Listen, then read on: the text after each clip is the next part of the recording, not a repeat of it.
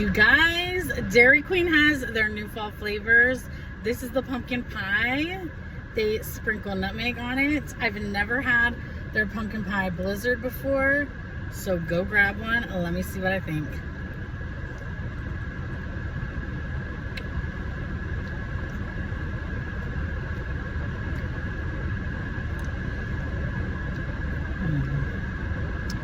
It's very good. I'm trying to see if there's pieces in here. So the ice cream itself tastes like pumpkin pie filling, and there's little pieces of what tastes like frozen crust.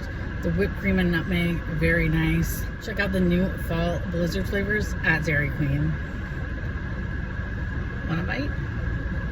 This blizzard is so good, you guys. I can't stand it.